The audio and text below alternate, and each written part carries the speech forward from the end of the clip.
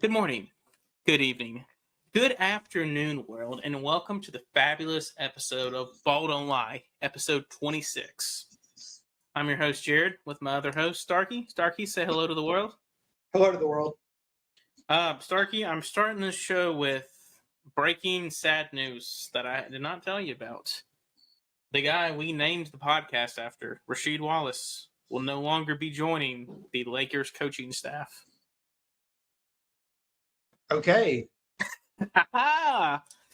So Rasheed's looking for a job.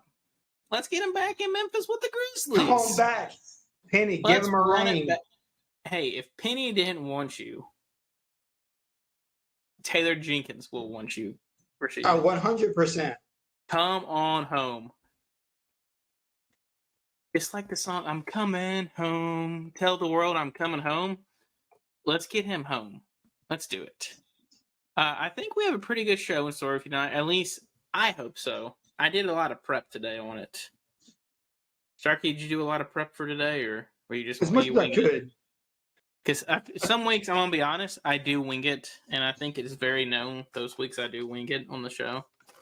And here's the bad thing, though: we're getting to that point in life, like in the sports world right now.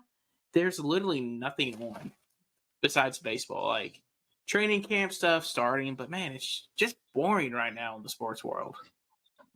There's going to be a segment sent out on NASCAR if that tells y'all anything. We're not there yet. Nope.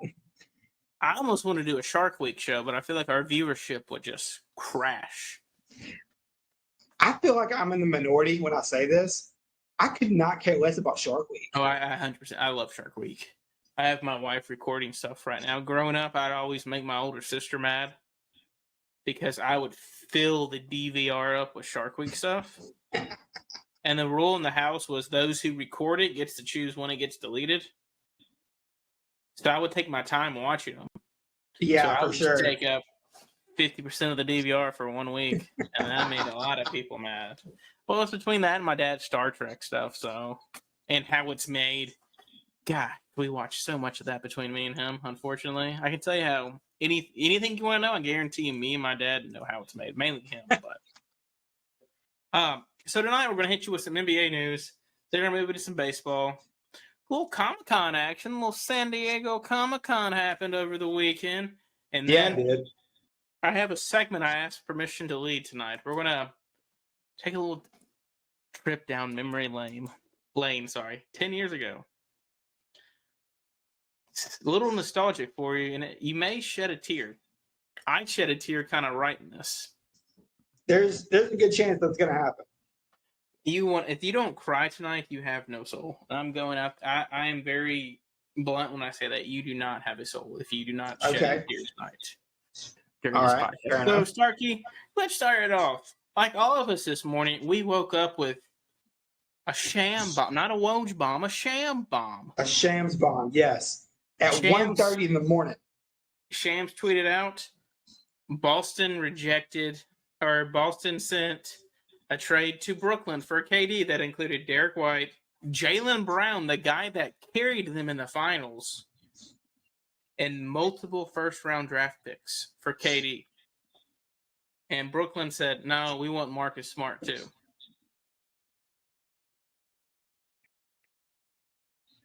And you see Woj tweeted later in the day and said, yeah, that's old news. Like, they already rejected that trade. So you're kind of like, Shams, why are you not on the Woj level? Right. So it all comes down to Marcus Smart. I said earlier I would make the trade, but now I'm thinking back at it, you really do need Marcus Smart on that team. Why? You have not been able to account on Malcolm Brogdon his entire NBA career. You're lucky to get 50, 56 games out of him a year. So, 100% keep Marcus Smart. That's your backup. I mean, Marcus Smart can be your backup point guard with Peyton Pritchard. And Derek White, you can trade him, but... Yeah. I don't know. I think I have a feeling... Go ahead. Sorry. If you drop Marcus Smart, you're losing a lot on defense too. Mr. Defensive Player of the Year. For those listening to us on Spotify, did little quotes all around that. Should have been trips, but neither here nor there. I don't know. I still think KD will be playing a little bit in Brooklyn, if anything. So right now, I mentioned it last week. Vegas still has Brooklyn's odds down there in that 10th, 12th range in odds for the title. So I can tell you, Vegas is still 100% sure KD will not be a net come the season. You're running out of teams to go through now. Memphis is out of it now. I think it's still between. I'm taking Phoenix out of it till January. It's between Miami. I'm gonna throw the Raptors in there. They got young talent and they got assets. I saw today that with everything they just reloaded with, that to watch out for the Jazz. Well, so that leads me into our next talk right there. And I would throw the Celtics in it. So there's 3 teams in the running for KD: Miami, Boston, and Toronto. So that leads me to you said the Jazz. They still want Mitchell out. They want to do full rebuild mode, and Danny Ainge is leading the charge. And we all know Danny Ainge is literally. Y'all thought Kleiman was good. Danny Ainge is the GOAT of trading and getting assets. Absolutely. So right now, I read today, and it was in the Shams tweet as well, Shamsbomb, that the Wizards, Raptors. So these are some of the teams that don't make. Okay, so teams that don't make sense for Donovan Mitchell are the Wizards. What you don't have anything to give up for. No. You have young players, but do you really want to get rid of your young players that have some talent like Ryu Himachura? Johnny Davis sucked during the summer league, but do you really want to? You spend the top pick on him. Corey Kilpert. I have faith in Corey. He's for the culture and he can shoot, so I have faith in him. I don't know what you would. Wizards, I would take them off. Raptors, 100% put them in the running for it. They have so many athletes on that team. I would make anybody on the team an asset. Anybody on my team is tradable. Besides Pascal. The Hornets, I don't have them as a contender for him. Just because they don't. That literally makes you even worse defensively. Yeah. Oh, 100%.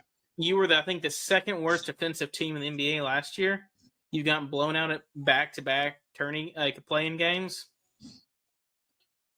You started a 6'1" point guard and a 6'7" point guard. Neither one of them play great defense. You're not looking at, and you lost your best wing defender in Miles Bridges. The Kings, pray to God he doesn't go there. Although, wouldn't it be kind of funny if he did? Does that mean he just go ahead and retire? His career is over? Well, I mean, just a superstar like KD ended up for a trash team like Sacramento. This is Mitchell. This is Donovan Mitchell. Oh, we're talking about Mitchell. Sorry. Yeah, no, you're good. This is Donovan Mitchell's teams. Okay. Because you said earlier about Mitchell going about the whole Jazz. I was like, that leads us to our next segment. Mitchell. Sorry, my brain was still on KD. Good. You're good. It's been a long day, but if he goes to the Kings, career over. Same with KD. Nobody wants to play in that crap hole of an arena. The next team, the Heat, that would be a scary team. Yeah. I mean, you would trade Lowry, but you're adding Donovan Mitchell, Jimmy Butler, and Bam. Pull now. And the Hawks have appeared to be in the running for it, which I don't get why the Hawks would be in the running for him. No, you got Trae Young, you got DeJounte Murray. Both of them are guards. Trae Young can't play defense. He plays worse defense than Ja. Mitchell plays better defense than Ja, but you're starting basically 2 6'1" guards and a 6'5" guard at the 3. That's terrible.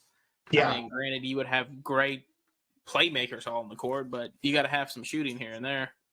And plus, they all like to have the ball in their hands. So that would make him way worse, especially what you would have to give up to get him. Correct. And then we have Kyrie. Yes. Kyrie said today. Was he? Thank you. He said he wants to stay in Boston. I mean, not Boston. He wants to stay in Brooklyn. Sorry, even if KD's not there. So you're like, okay. I guess the LA thing was just all talks. Yeah. That or he So doesn't want to. He doesn't want to play with LeBron again. I can see that a little. I can see that he does, but then I don't. No one knows. Here's the thing: no one knows what Kyrie's going to say or do next. Half the time, I'm not even sure Kyrie knows what he's going to say or do until it happens. 100%. Like Kyrie could, and then Kyrie say, "Okay, today I want to play with Brooklyn. Cool. 2 weeks from now, he could say, I want to go play in Portland." Yeah. He could literally say a random NBA team and say, "I'm going to go play over there." Or he could say, "You know what, guys? I'm going to go to Shanghai and play with the Sharks." Exactly. You never know what Kyrie's going to say or do next. And then I read one more interesting fact on Russell Westbrook. So the Lakers are still actually working hard to trade him. As we've talked more and more teams are throwing their names in the hat for him. I think right now there's 16. I know the Jazz are in the running from the Spurs. Jeannie Buss is still staying true to her thing. We only giving you 1 first for Russ to take on Russ. Not 2, but 1. Yeah. So, I mean, Jeannie, if you really want to move him, it's going to cost you 2 first. Oh, 100%. Yeah. 2 first. So that's it kind of for our basketball segment. Let's translate to baseball. Let's do it. Starkey, for all our Reds fans out there, we have breaking news on Mr. Pete Rose. Yes, we do. Release the Pete. Pete Rose will be attending his first baseball game in the 30-year ban since he was gambling on sports games. He will be partaking in the on-field honoring of the World Series team that he won with the Philadelphia Phillies. Mm-hmm. So, you know what? You go, Pete.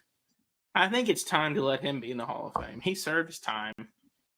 He should have never not been in the Hall of Fame. He is literally the MLB leader in hits. Here's the thing. He never bet on the games he played in. No, and he never bet against his own team. So there wasn't any I'm very passionate about this. There wasn't any chance of him throwing the game, of his teammate, of him talking to his teammate saying, "Hey, help me out here." He bet on his own team. Now, y'all know me, I'm not a huge proponent of gambling, but if you're going to do that, there's no way Pete Rose should not be in the Hall of Fame. So answer me this. What's the difference between him gambling on other games versus nowadays you have players in giant fantasy football, basketball, baseball leagues playing for oodles of cash? What's the difference between him doing that and that? Because you could literally be Aaron Rodgers could be texting Josh Allen and say, "Hey man, I need you to throw like 10 TDs this game, or throw me 5 TDs this game. I need 10 20-yard passes completed." What's the difference between him doing that than Pete Rose? They're all playing for money at the end of the season. Here's the thing: He was just getting money up. He was just getting his money faster. Yeah, he was just ahead of the curve. This is what through a bookie. Let's go. Shout out Billy White, the bookie. This is going to sound dumb, but I honestly think that it comes down to the sport, because everyone holds baseball up. It's America's pastime. It's been around forever. It's it's one of the purest games, everything like that. And people don't like to think of any sort of cheating in baseball. Whether, I know we went through the whole steroid era, but people, like we said, just put baseball on this pedestal. They don't like to think anything negative about baseball. Remember, we're no longer testing for steroids now. Oh, yeah. Well, yeah, I mean, that was just like, back in the 90s. But I mean, football, to your point, I think fantasy has become just such a big part of our culture that it's just, hey, it doesn't matter. But baseball purists are some kind of people. And so honestly, long story short, I think it just comes out of the sport. And you said earlier, moving on to the next segment there, I still think Pete should be in the Hall of Fame. If you're going to let all these steroid guys be in there, Yes. Granted, like Barry Bonds, Mark McGwire, and Sosa will never be in there, and Clemens as well. But Yeah. let Pete get in there. Exactly. I mean, I think you hit the nail, whatever it is, the hammer and the whatever the saying is. Sorry, but you literally hit it right on the point. It's time. Let Pete get in there. So translating to nowadays, we have some more breaking news about Soto. Yes. Trey, you said the trade deadline's 8 days away.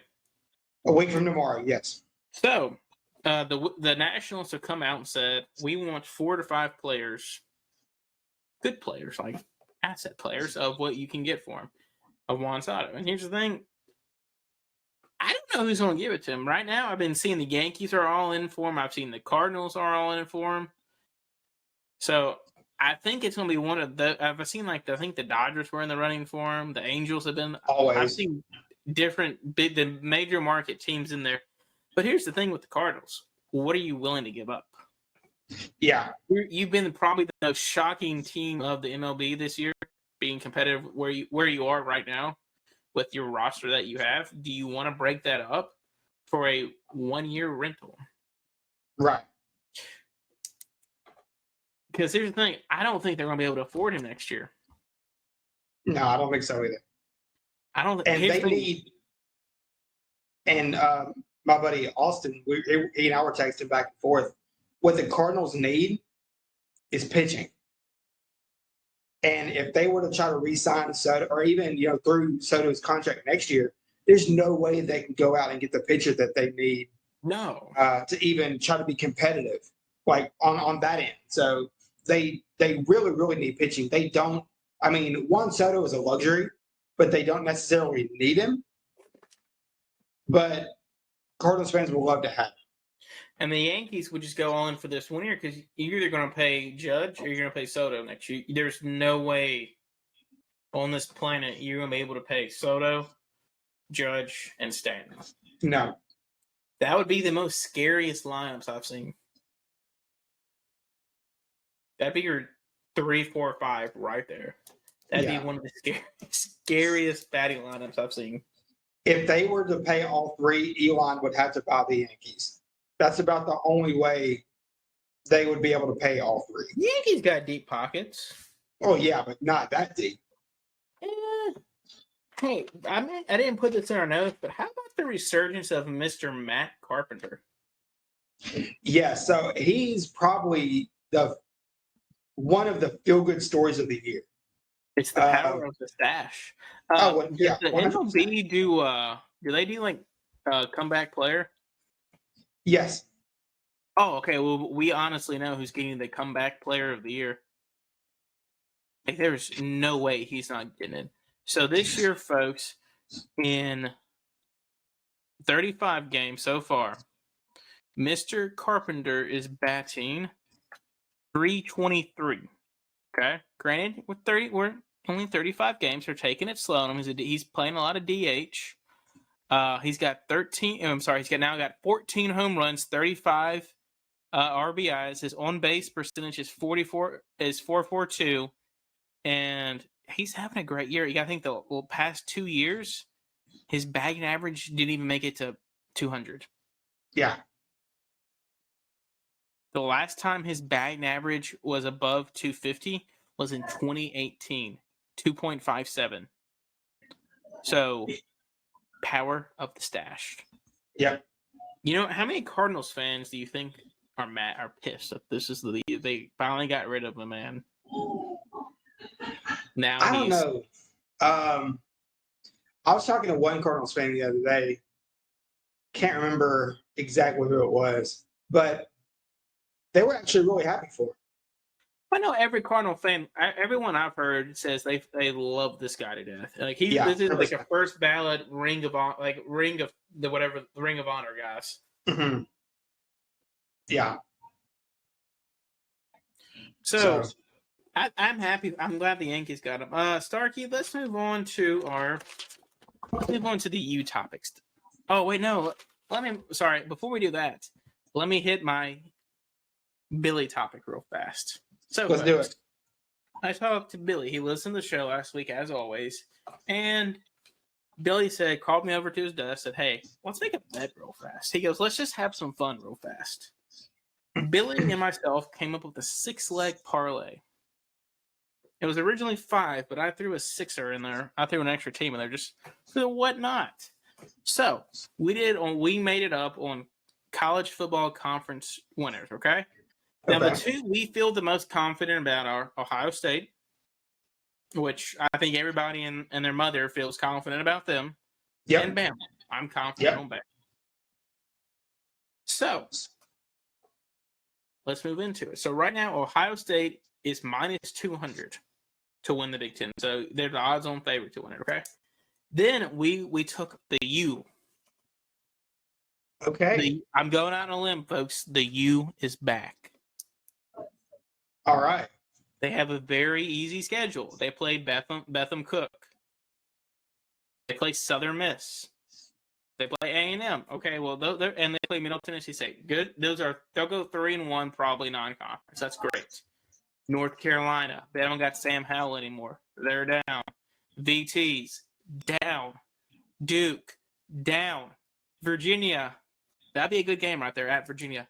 So right now you're 1, 2, 3. You could be 3-1 going into so far in conference play. They'll beat Florida State 5-1. They'll beat Georgia Tech 6-1. Now, Clemson is the biggest question mark because no one knows what is going on there. Dabo loves him some DJ Uiagalelei. But just like his last name, he was ugly last year.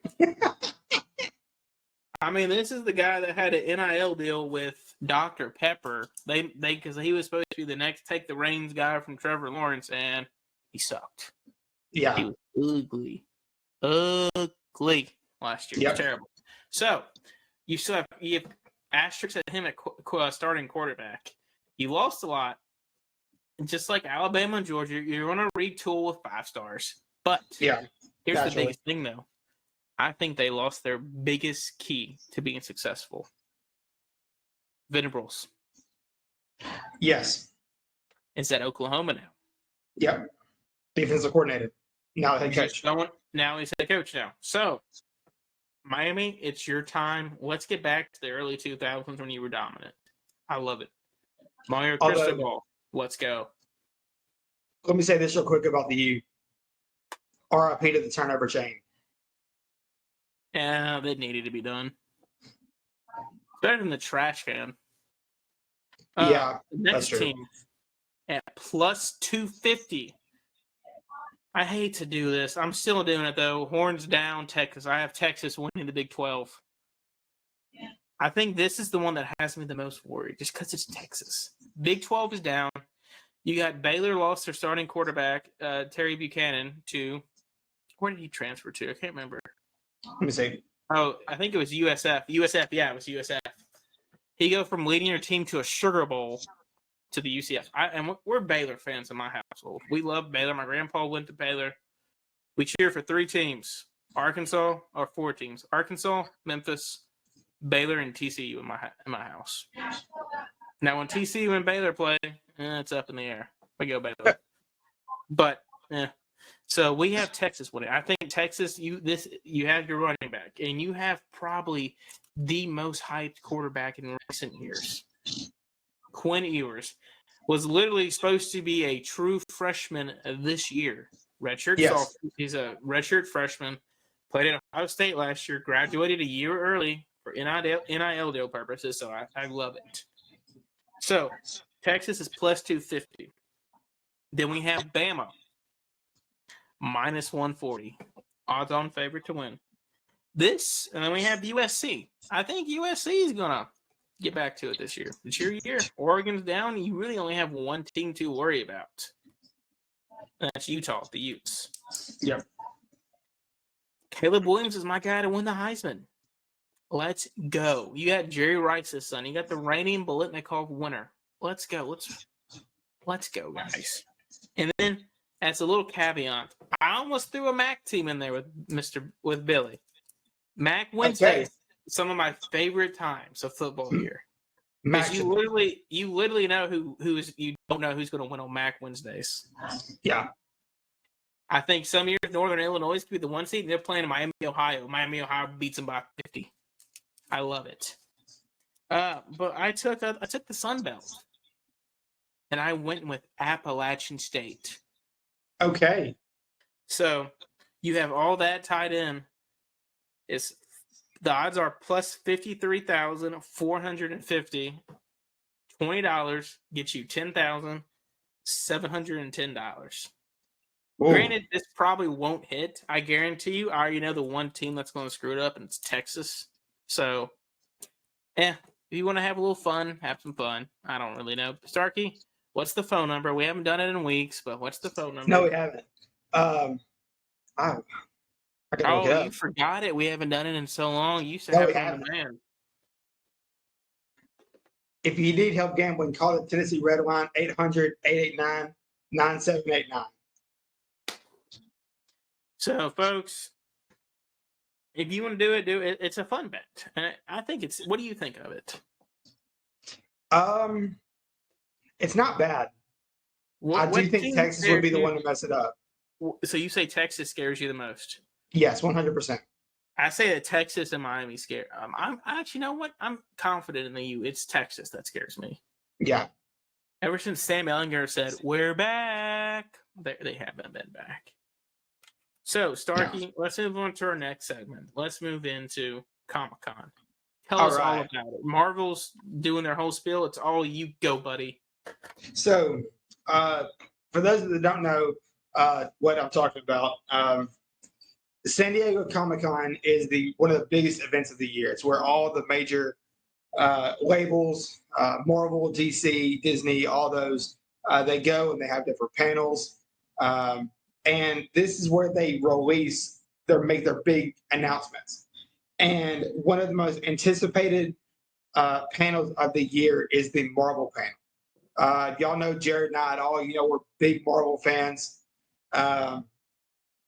This is the first time since 2019 that Marvel has been at Comic-Con. So they've had 2 years of stuff to make up for, and boy, did they. They're back. They are back. Way more so than Texas is. Thank you, Sam Ellinger, for that. So Marvel, and I'm not going to go through all these because it could take a while. Marvel announced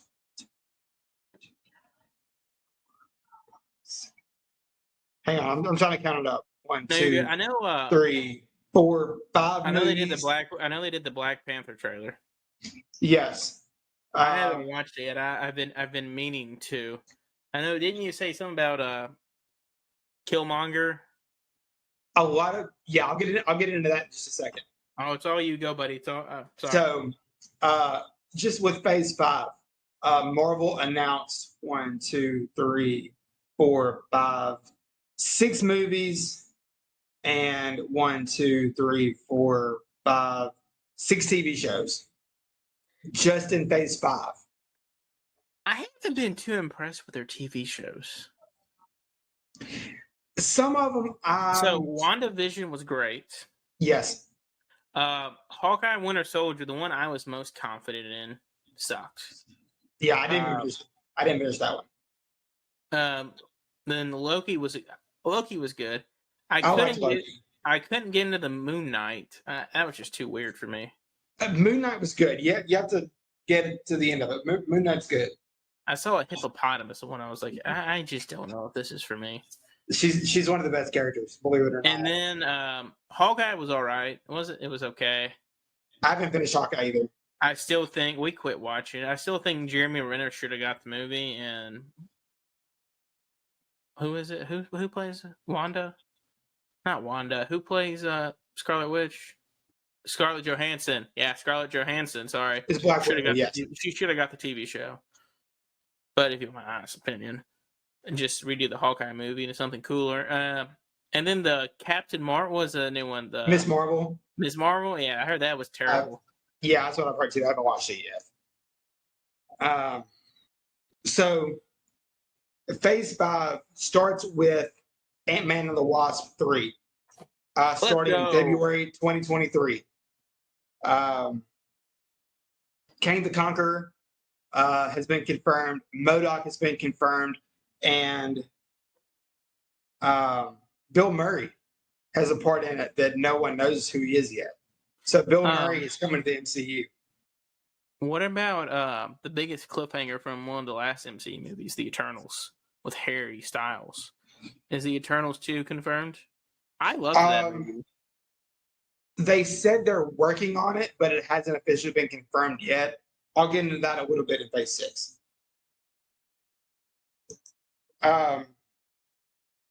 So Phase 4 starts in February 2023, and it ends July 2024. So about a year and a half of Phase 5. And just when we thought Kevin Feige was done, he says, now we're going to go ahead and give you some of Phase 6 too. Oh, gosh. Fantastic Four. Officially confirmed, the new one. November 2024. This will be the 4th Fantastic Four movie? Yes, but I actually have confidence about this one.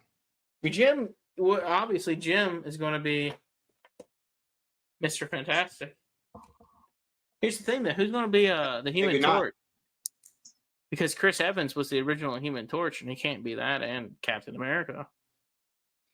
And Michael B. Jordan was the other one, and Michael B. Jordan was Killmonger. Yeah, he can't. So, he can't. We haven't gotten the cast yet. They're more than likely saving it for D23 coming up in November. But also, John Krasinski, there's a lot of smoke that he was just a spoiler alert. He was just a one-off in Doctor Strange 2, that he's not going to actually be the main Mr. Fantastic. A name to keep your eye on is, now I'm completely blanking on his name. I apologize.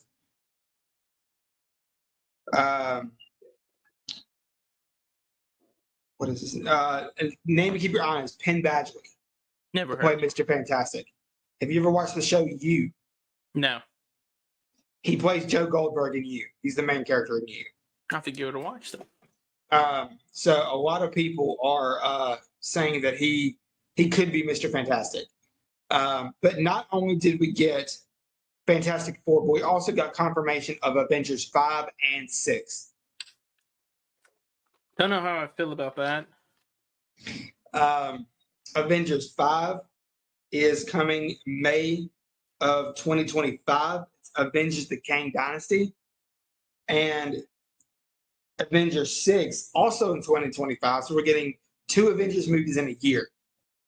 Let's go. Avengers, they're finally adapting Avengers Secret Wars from the comics. So those are only 3 movies from Phase 6. There are still 8 movies or TV shows that have not been announced yet for Phase 6. Feige is more than likely going to keep those for D23 in November. But yes, like Jared alluded to, the way they ended the panel was they finally dropped the Black Panther Wakanda Forever teaser, the trailer. And y'all, it is incredible. The music, the characters we're introduced to. We have Riri Williams, who is Ironheart. She's making her MCU debut before her show comes out. We have Namor, is the villain. He's an Atlantean. So they're introducing the Mer people. It's gonna be incredible. Ryan Coogler is coming back to direct it like he did the first one. And a lot of people are speculating that, like we said a minute ago, this is the return of Eric Killmonger. For those of you who watch Black Panther, you'll know how his storyline ended in the first one and where he ended up. A lot of people are saying that he could come back. Do what? I said he ended up dead. He did end up dead, but the the most beautiful line in that movie was one of the last things he said. He said, uh, "Bury me in the water with my ancestors," because even then they knew that death was better than bondage. And at the end, you see when he dies, they bury his body at sea.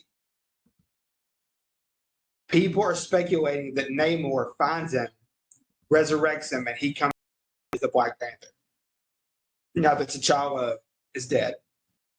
And at the very end of the trailer, and again, I don't know for sure, but at the very end of the trailer, when you see the back of the Black Panther, the suit, there is gold woven into the suit, and gold was Killmonger's thing. And then also a little minor, little bit possible foreshadowing. The song that's played is beautiful, but at the end, it changes to a Kendrick Lamar song. And as soon as this Black Panther comes on screen, Kendrick Lamar's line says, "And now I wake up." Oh, No, foreshadowing there. And when I wake up. So people are speculating that the new Black Panther could actually be Michael B. Jordan's Killmonger, which I'd be 100% here for. I think that would be awesome.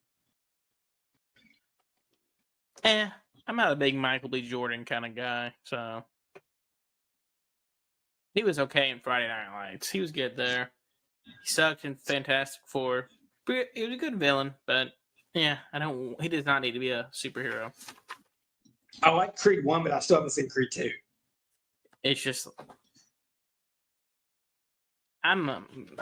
Creed 1 was good. I'm done with it. I'm going back to Rocky. So that was a great segment, and I got a lot of stuff to watch, and I got to start saving my money because movie theaters are expensive. Yes, they are. 100%. And you know what else is expensive? Buying a house. It is. With a bad support system in there. Bad wirings, bad washing unit, bad foundation. And you know what? If I'm going to buy a house so I can have this money to go down the road to see all these Marvel movies, I'm going to call Mitch. Absolutely, you're going to call Mitch. I'm going to call Mitchell James from Porch to Patio Home Inspection. Come inspect my brand new house. So that money I want to go out and have activities with, I can go out and do activities. Folks, you've heard us say it hundreds and thousands of times. Granted, we haven't done that many shows, but it's still there. You've heard us say it 26 times. Give him a follow. Find him on Facebook, folks. Reach out to him. If you're a developing realtor, reach out to him. He's looking for a partnership. I promise you will not go wrong with him. He's one of my best friends. He is my best friend. You love him, use him, folks. You will not go wrong with him, okay? Starkey, are you ready for our segment? The one I've worked hard on. Let's do it. So, I asked you before the show, I said, I want you to think of a random NFL player. Okay? Okay. I popped in my head today. Every now and then I'll get on eBay and look up random NFL jerseys. Okay. I will give you a hint, okay? Okay. This NFL player wore number 47, okay? Was a tight end and went to Utah State. He played for one NFL team his entire career. Do you know who this NFL player is? Let me think. I 100% believe you. I'm going to ask you anyway. You think of it. 47. Tight end. Tight end. Played in the NFC. Okay. I will give you his initials. CC. First and last name. Both start with a C and C.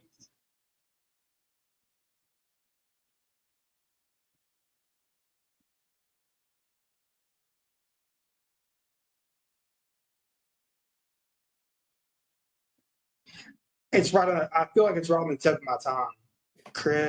No. Let me know.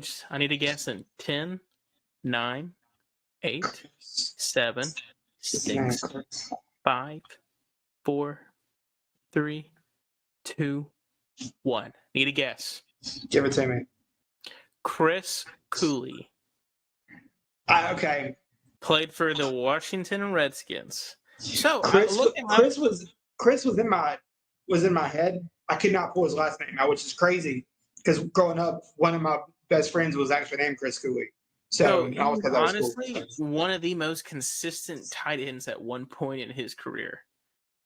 2-time Pro Bowler. Could have been there more, but here's the thing. Terrible quarterback plays versus they had so many quarterbacks. At one point, past his prime, Donovan McNabb was his quarterback. Donovan McNabb was his starting quarterback. His main starting quarterback at the point of his NFL career was Jason Campbell, who was his starting quarterback for the majority of his career. Folks, that's terrible. His best season in the NFL was 2007. He finished the year with 66 receptions, 786 yards, 12 receiving, about 12 yards reception, and 8 touchdowns. Here's the thing, folks. Played on one team, super consistent, didn't miss many games. I think every year, 2 years he played was in double-digit games. 2 years. 2009, 2011, the only years he did not play double-digit games. And with terrible quarterback play, still racked up a 4,700 career average in receiving yards and 33 touchdowns with terrible quarterback play. Underrated tight end who did not get much love. But before you think back to nostalgia, I mentioned this earlier. We had a breaking news. One of the quarterbacks got a contract. Yes, he did. Kyler Murray, 5 years, $233 million contract. Man got paid. 5'10". Who says a 5'10" guy can't be a starting NFL quarterback? Johnny Manziel, this should have been you. But he's not wrong. Listen to this fact. Did you know his annual salary is $46 million a year once this goes into effect, right? Yeah. The Oakland A's, who drafted him in 2019, drafted him with the 8th pick. Their starting salary for the year, their salary for their entire team, professional baseball team, $48 million. Yeah. He's making $2 million less than the team that drafted him in the MLB in the first round. That's terrible for the A's. 100%. And I saw today, a lot of people are speculating that if he doesn't turn it around, that 2-3 years, he could end up going back and playing baseball. It's only too hard to pick it up, though. Granted, you got it. It's going to be a lot harder. You haven't played in 4 or 5 years. It's going to be hard to go. I mean, granted, athletes are athletes. That's why they're professionals. But it's going to be hard to pick it back up from where you left. So I was reading an article and I saw a video 10 years ago in the NFL. But before I do that real fast, I have to read this. Okay, real fast. Sorry. The highest NFL average annual contracts. Who do you think the highest paid quarterback is annually in the NFL? He just got this contract, dude. I would have to say Rodgers. Aaron Rodgers, $50 million a year. Yeah. Who's number 2?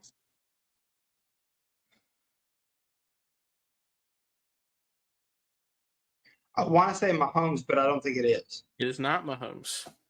It is Mr. Kyler Murray, $46.1 million a year. Next, do you know who number 3 is? Is it Josh Allen?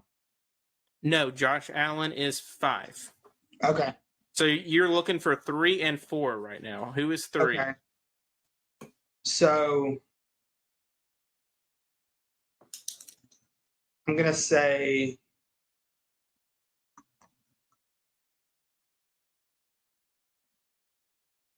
I don't know. Okay. Number 3 for highest paid quarterback in the NFL, average salary. These are the highest paid athletes in football right now, salary wise. Yeah. But quarterback wise, just more general topic is Deshaun Watson. $46 million. So I was listening today to the Chris Vernon show. John Roser said that in his contract, Deshaun Watson This year, if he does not play, he will only get paid $1 million this year. They have that in his contract, knowing that, hey, you're probably not going to play. So I know I said a couple shows ago, we talked about him. There's got to be a clause in there. That's the clause. If he doesn't play this year, he only gets $1 million. Number 4, highest paid, Patty Mahomes. So you look at this list. Granted, I would say right now, Josh Allen, his team probably has the most upside out of everybody on this. Oh, yeah. You have, I would say, probably you have, how many Super Bowls out of these 5 players winners do you have? So you have 5 quarterbacks. How many Super Bowls have these 5 quarterbacks been to? Hang on. Okay, give me the names again. You got Rodgers, Murray, Watson, Mahomes, and Allen. How many Super Bowls, have they been to? Those 5 quarterbacks, the highest paid. How many Super Bowls have they won, or how many have they been to? Been to.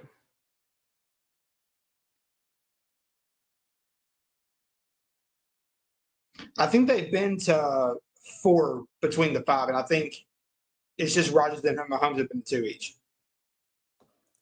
Incorrect. Rodgers has only been to 1 Super Bowl, 2010. Okay. Patty Mahomes has been to 2 Super Bowls. Okay. 19 and 20. So, highest paid quarterbacks? Murray, you're not going to win. I don't think you're going to win with this team in Arizona. Watson, may never play again. But just a little stat thrown out there. So, let's get back on this time machine, okay? Okay. To the NFL 10 years ago today, okay? Just start off with a couple of players changing teams. You had Peyton Manning. Oh, wow. This is Peyton Manning's first season in the Mile High City in Denver. Tim Tebow had just gotten traded to the Jets. As you can see back there, folks, for those watching on the YouTube and those not watching, I have a signed Tim Tebow Jets jersey. Dad, that was not a waste of $15. Hey, he was excited, okay? He was just excited to be there. He did. He thought he was going to get used so much. He did not. And this is also the Tim Tebow hype was at an all-time high because he just led them to a playoff win over the Steelers, but they got dismantled by the Patriots. Yeah. The defending Super Bowl champions were who? In 12? Ooh. This has got you there. I got you on this one. Ooh, I got you. I wasn't expecting that one. Exactly. That's the whole point of memory lane there, buddy.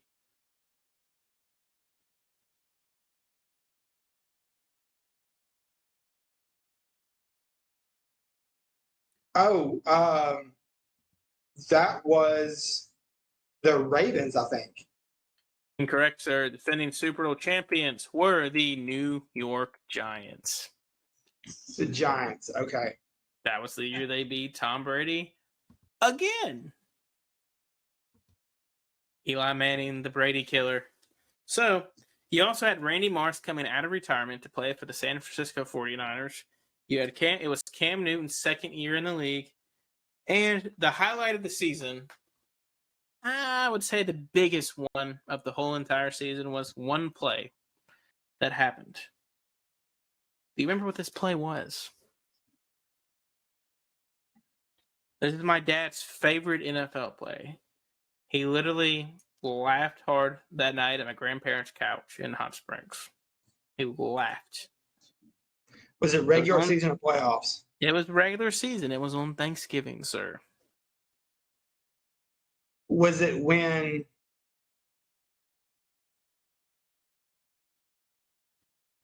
Was it when Ezekiel... The Patriots. Oh, gosh. You want to say Ezekiel Elliott? I couldn't remember what year he came into the league. 2015. Okay, I didn't know if that was when he jumped into the kettle or not. You're gonna be mad you don't have it. You don't know it. Who were they playing? The Patriots. Who were the Patriots playing? I can't say that. That would give away the team. Was it the butt fumble? It was the butt fumble. This was the year of the butt fumble, sir. This was also the year of the replacement referees as well. You had the referees, you had lower end Division III referees calling NFL games, high school referees calling NFL games, and after some research, you had former lingerie football league referees helping call NFL games. Because in the past, in 2001, the last referee lockout, they were able to get higher scale Division I, Division II refs coming there, and it ran very smoothly. Well, not this time. They were only able to get loaded in Division III refs, high school refs, and lingerie football refs. Pretty terrible. That led to teams getting extra timeouts. And the most infamous play of the replacement years, the Fail Marys. Yep. That was also the year of Bountygate. Oh, wow. That is a That throwback. was the year Sean Payton had to sit out inspired by a movie. I can't think of the movie now. That inspired Sean Payton's movie. It's on Netflix. It's got Kevin James in it. But that was the year Sean Payton and the former defensive coordinator had to sit out the entire game. Something Greg, I think. That year, the Saints went 7-9 that year. Yep. So just also throw it in there. Let's get some stats in here. Statistics. So Drew Brees led the NFL in passing that year. 5,470. I'm going to go 5,476 yards, 46 touchdowns, and 14 interceptions. I'm going to do the top 5 passing, rushing, and receiving real fast, Brad. Let you know how long 10 years has been. Tom Brady was a mere 34 years old. Oh, a young buck. Tom Brady that year threw for 5,235 yards, 39 touchdowns, 12 interceptions. This quarterback was only 23 years old at the time. Matthew Stafford was 23 years old at the time. Hey, that is Super Bowl champion Matthew Stafford, you sir. Matthew Stafford for the year threw for 5,038 passing yards to 41 touchdowns to 16 interceptions. Former Ole Miss alum finished at 4 this year. Eli Manning had 4,933 passing yards to 29 touchdowns, 16 interceptions. And the 5th quarterback on this list was Aaron Rodgers.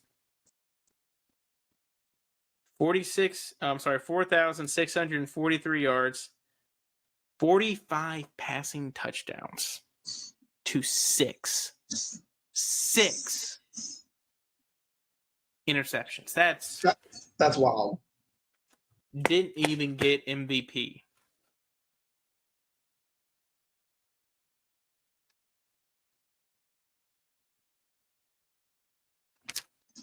That's insane. 100%, dude. It's remarkable. Just looking at that, you're like, holy cow. So do you know who led the NFL in rushing that year?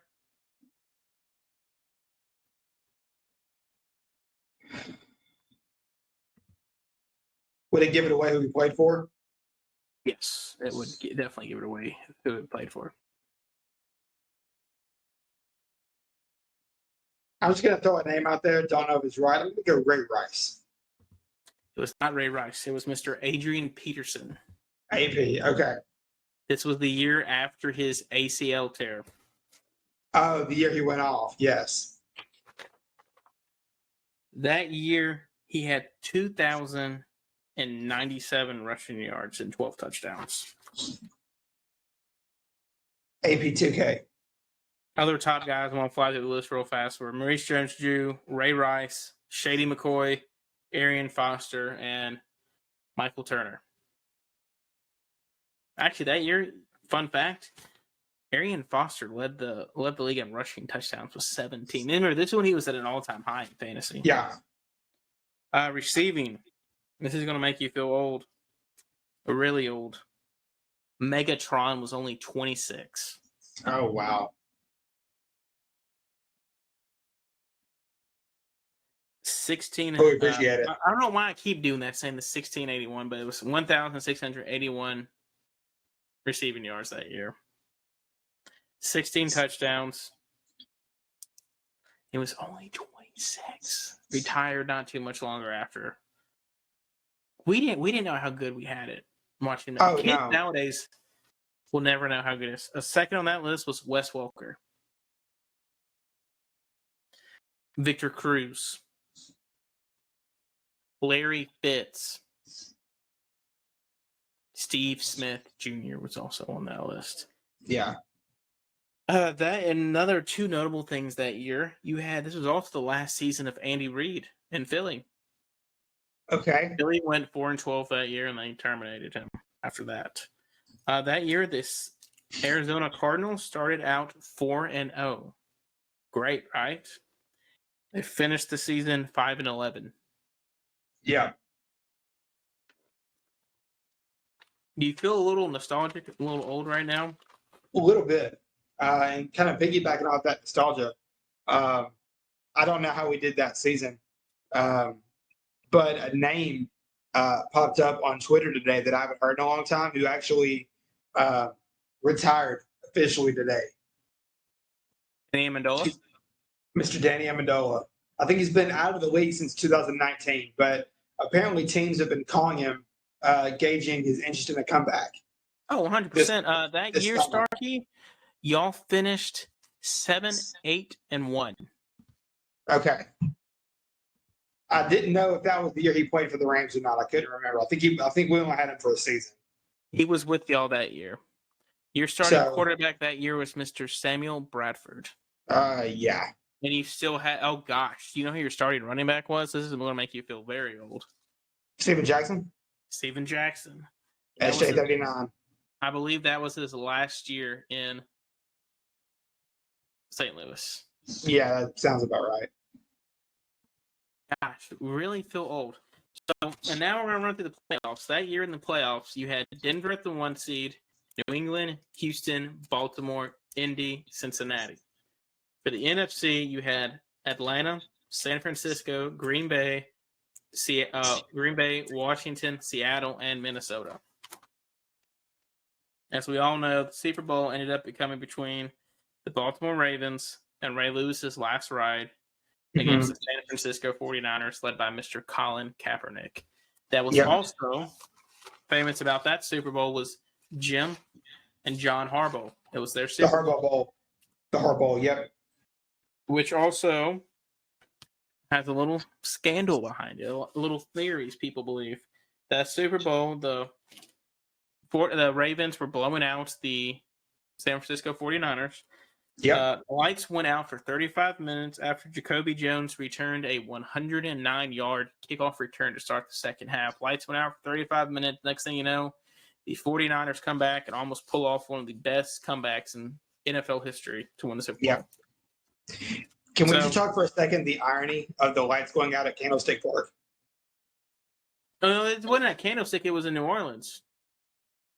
I thought it was a Candlestick. No. It was in New Orleans because the theory was Sean Payton did it to get back at the NFL. Gotcha. Okay. So this year, your offensive player, there are a lot of people I remember correctly were saying it should be either Breeze, Adrian Peterson, or Aaron Rodgers. Mm-hmm.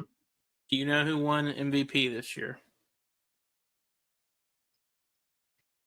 It's one of those three. You got a 33%. I'm gonna go AP. This was the year AP won because a lot of people wanted him to get comeback player of the year and MVP. Yes. He also got offensive player of the year as well. So defensive player of the year, do you want to take a guess who it is? Oh. He's still playing NFL. This was his first of, I think, 4.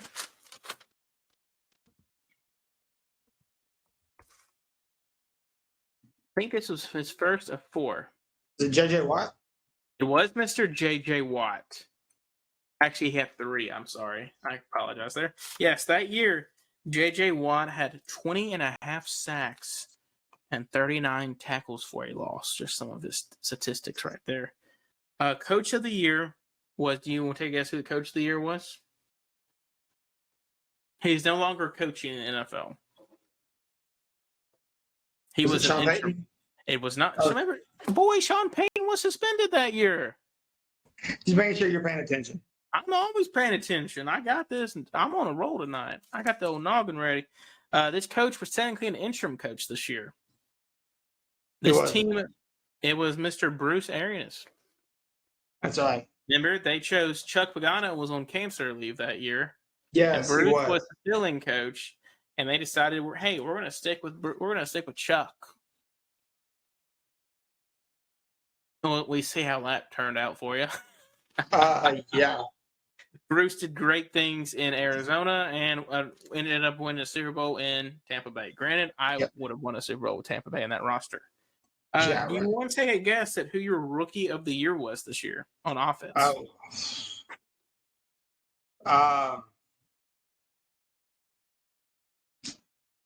Trying to think of that draft class. 2 quarterbacks went 1-2. Neither one of them are playing. Yeah, I mean, you had quarterbacks go 1-2. Neither one are playing.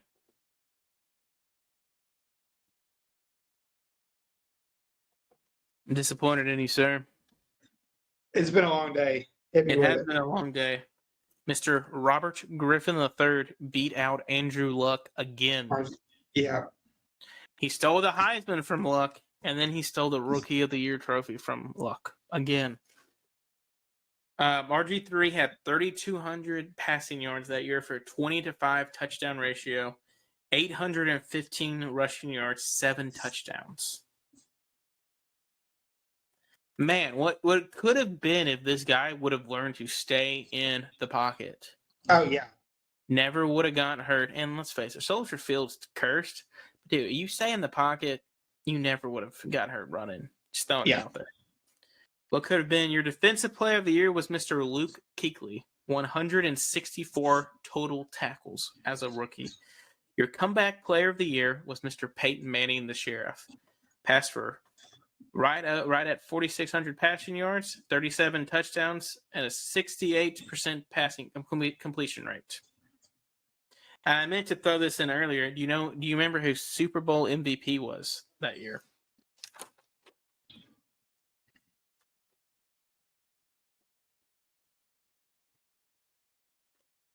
He's still playing in the NFL. He plays for the Jets right now. Ooh, this has got you. He originally went to the University of Pittsburgh and then transferred to the University of Delaware and became a fighting hen. He's relatively tall, 6'5". Big bushy eyebrows. It is Joe Flacco. Joe Flacco that year in their magical playoff run went 4-0, passed for 1,000. I don't know why I keep doing that. Passed for 1,140 passing yards, 11 touchdowns, and guess what? The only Super Bowl winning quarterback to not throw an interception in the playoffs and win the Super Bowl. 11-0. Guess what that Super Bowl led to? Him getting paid. That was a contract year too.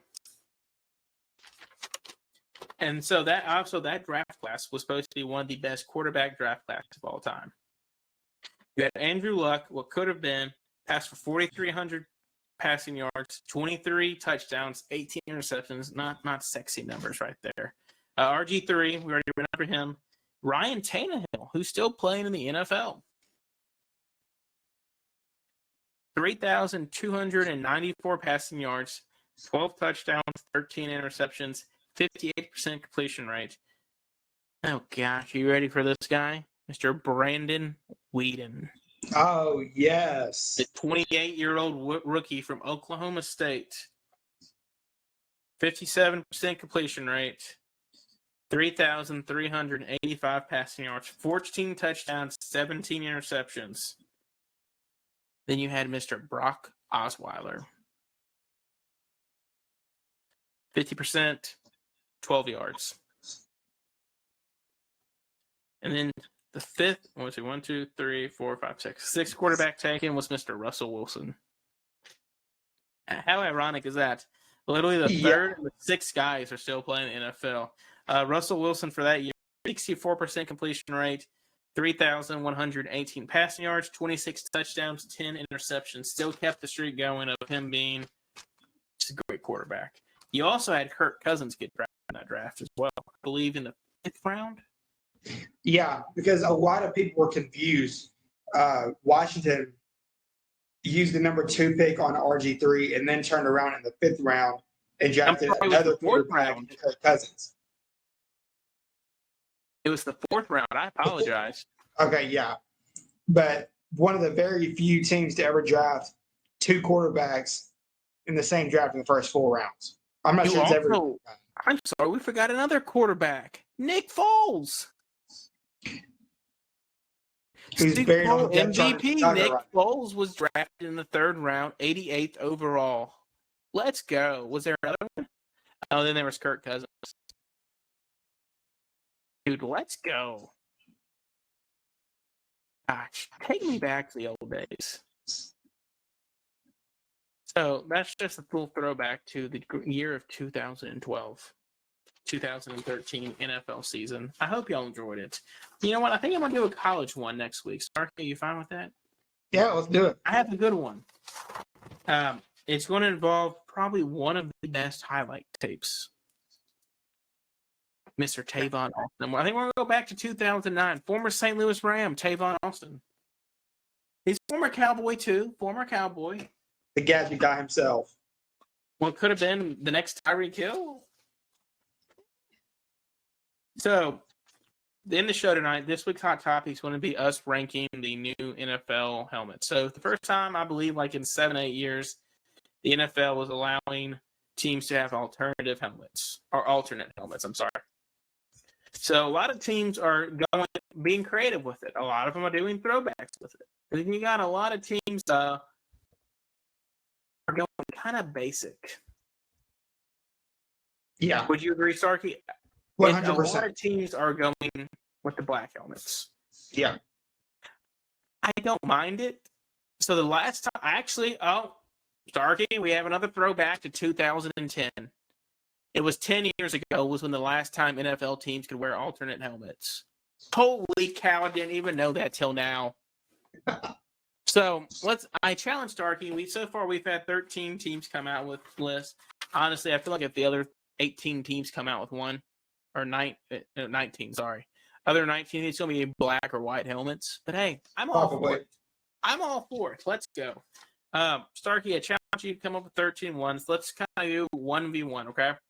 Okay. We both do one, okay? Like, I say my one. Let's start from the bottom. Yeah, that's the way I did mine. Starkey, who has the worst helmet so far? For me, I'm going to let you go first, though. For mine, I got the Arizona Cardinals. That's the worst helmet. Whoa. Okay, I kind of like theirs. Why are they last for you? It's just basic. I mean, you have the black helmet, the red cardinal, which black and red is my favorite color scheme. But it was just very, just kind of meh. So that's the reason I've got Cardinals at 13. I had the Commanders because their helmet is literally black and yellow, and it just has a W. I think it has their numbers on the side because they still really don't have a logo per se. So it's just very basic to me. 12, I have the Eagles. They really didn't do anything. It's just literally the exact same helmet again, except it's just black. Yeah. At 12, I've got the Commanders at 12. Okay, we're not too far off from the Commanders.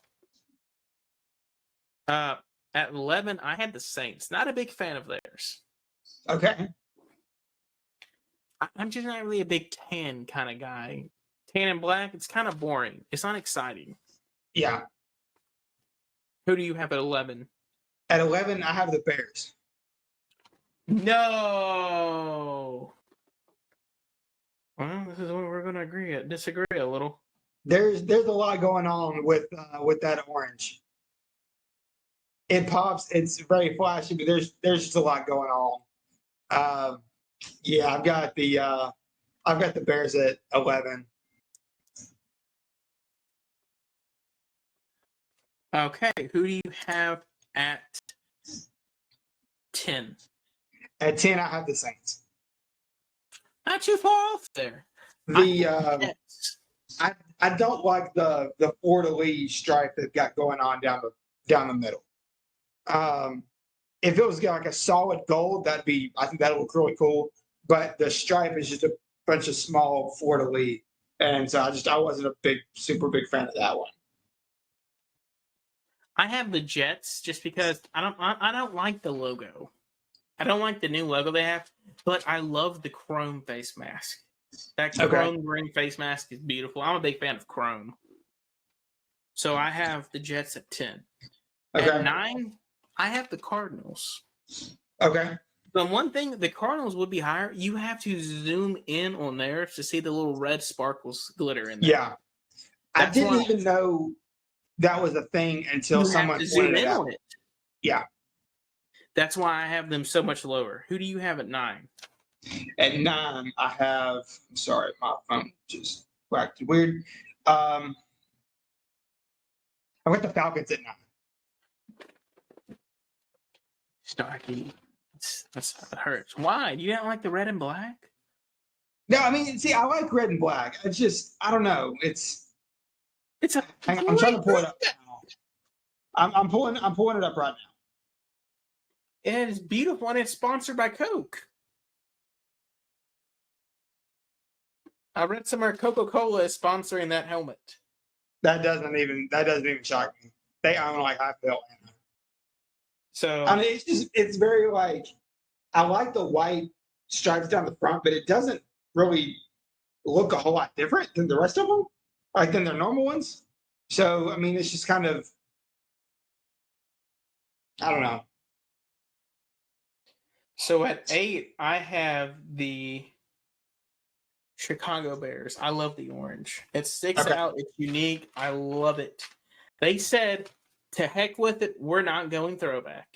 We're not going basic black. We're not going white. We're going freaking orange, baby. We're going to be creamsicles, kind of. Speaking of creamsicles, am I the only person on board with Tampa Bay bringing back the creamsicle uniforms? I'm here for it. I mean, they got Tom Brady wears an orange practice jersey, and he's been wanting the creamsicle jerseys. If you're going to do it now. I was like, yeah, because he may not be there next year to wear the creamsicle jersey. He will not. I think we all know that. Yeah. So who do you have at 8? At 8, I have your Dallas Cowboys. Ouch. I like obviously the white and dark blue. That's a really cool color scheme. I like the double like racing stripe down the helmet. That's really sick. It's nostalgic Thanksgiving. That's why I love it so much. Yeah. It's basic, it's simple, and it reminds me of Thanksgiving. At 7, I have the Atlanta Falcons. Okay. I love a good throwback. It's red. Granted, their jerseys suck, but their helmets are gonna look great. Especially that one. I say that should be their primary helmet. Yeah. You would definitely get a few dubs with that. Okay, who do you got at 7? At 7, I have the New England Patriots. What? I like Pat the Patriot. Uh-huh. I think that's just a really cool throwback. You know they're wearing that with like their red jerseys. Yeah. Turkey, that's beautiful. It's America. So that's George Washington. You know what? I respect that one. That's a good one though. Tom Brady loved that jersey.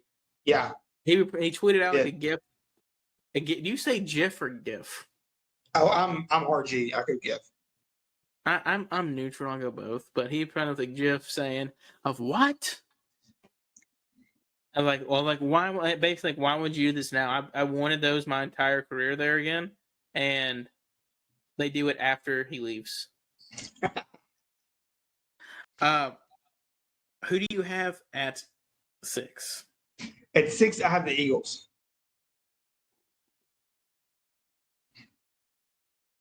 You know what? I don't even want to hear a reason why I hate the Eagles. At 6, I have the New York Giants. Okay. A little throwback, man. Those jerseys are. I hate the Giants, but those uniforms are fresh together. Yeah. It's just a great throwback to LT, Phil Simms, those days. Beautiful jerseys. Those are like literally the G-men, and I love the G-Men days. Who do you got at 6? At 6, I have the Eagles. Oh, that's right. My bad. Sorry. At 5, I have At the 5, Panthers. I'm sorry? I have the Panthers. Okay. Just because that black and teal looks beautiful together. Yeah, it does. And I'm going to be honest right there. That's where I draw the line at highest ranked black helmets right there at 5. Black's great. It depends on how you do it, but that black and teal is beautiful together. It makes you wish, like, where's D-Will, D'Angelo Williams, and where is Cam Newton when you need them? They would look so beautiful. And those and Jonathan Stewart and Steve Smith, like, bruh, they would look so great. And Greg Olsen, they would look so beautiful in those. Yeah. Who do you got at 5? At 5, I have the New York Football Jets. Okay. Oh, Jets. The Jets. Exactly. Yeah. Threw you a curve with that one. I love it.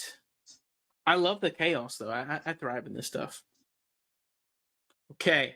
At 4, who do you have? At 4, I have the Panthers. Panthers. That black and teal is pretty. Yeah, that black and teal is beautiful. I love it. At 4, I have the Dallas Cowboys. Okay.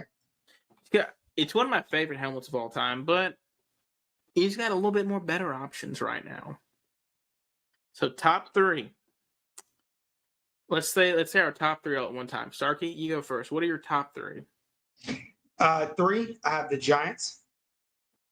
Very nostalgic.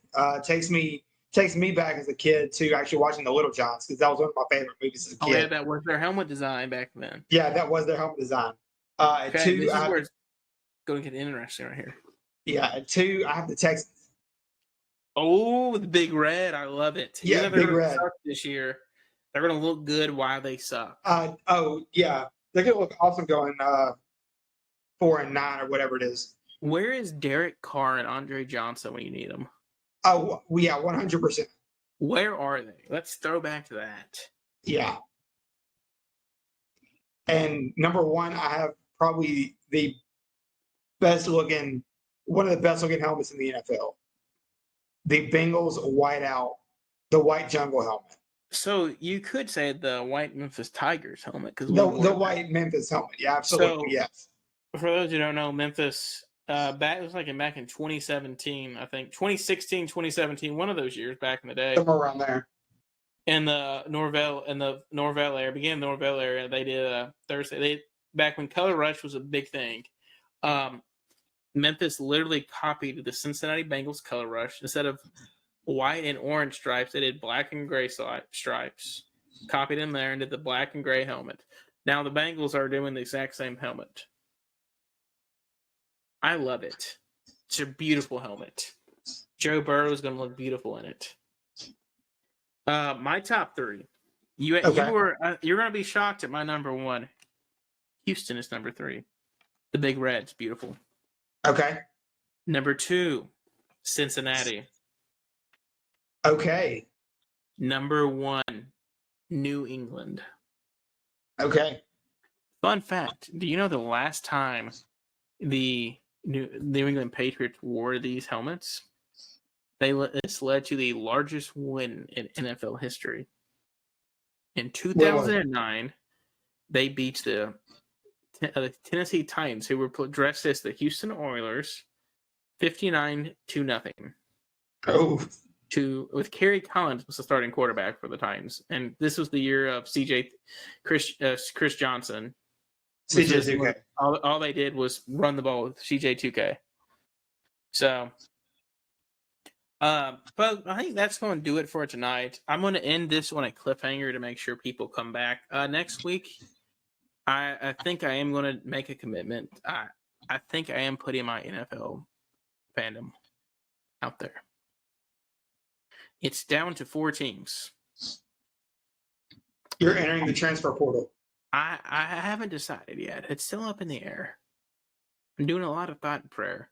It's down to the Dallas Cowboys, staying with them. I've been with them for 25 years now, since I was 3. The Cincinnati Bengals. Why not get behind Joe Burrow? They got beautiful jerseys now. Josh Allen and the Buffalo Bills. They've never won anything, so you can't really say I'm a bandwagon for that. No. And the 4th one, the Jets. Because Zach Wilson is a GOAT. And they have a good future ahead of them. They do. Starkey, do you have any closing remarks for tonight? I don't. Well done tonight. Thank you all for listening as always. Follow us on Twitter at BDL_podcast. Keep up with on all the socials. Thanks for listening. Bye, everyone. Bye, y'all. Have a good night.